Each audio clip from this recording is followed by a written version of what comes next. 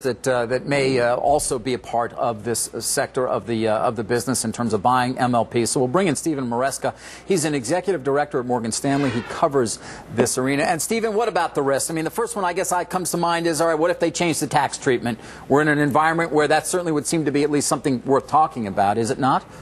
Well, first off, thanks for having me, Gary and David.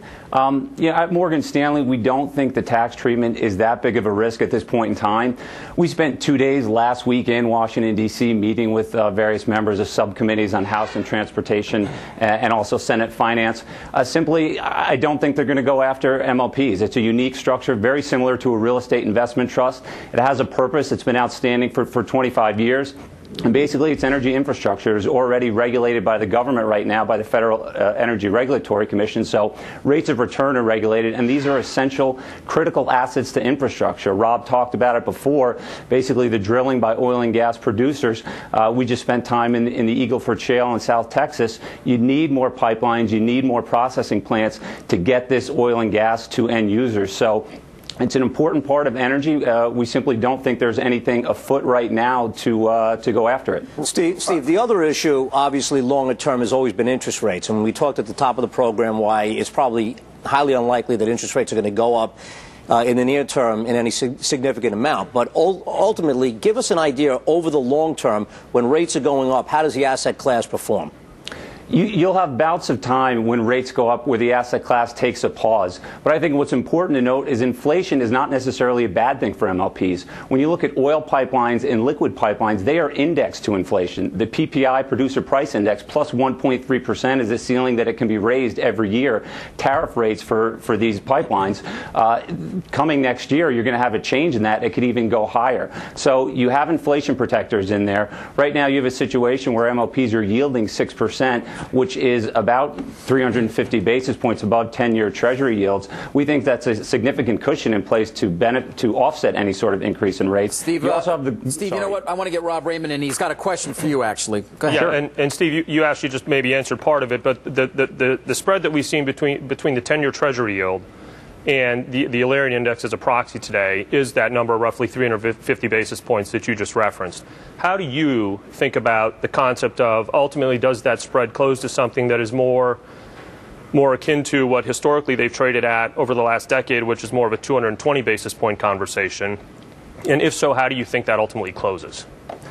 Well, we think it'll close partly because we think probably 10-year Treasury yields will rise. If you look at Morgan Stanley's economists, you have a gradual increase in 10-year yields over the next 12 months of 100 basis points. We think that is partly to do with it, but we think the growth component is really what's going to offset that. This year, you have MLP distributions growing at 4%. We think that accelerates next year into where they're growing 5.5% in 2011. A lot of that to do with new infrastructure that's being put in place with long-term contracts. Hey, Rob, it's not just about the current distributions, but over the long term, the greatest wealth is created by those companies that can increase the distributions fastest. So give us some names. Who are the MLPs, the energy companies that you think have the greatest distribution growth for next year?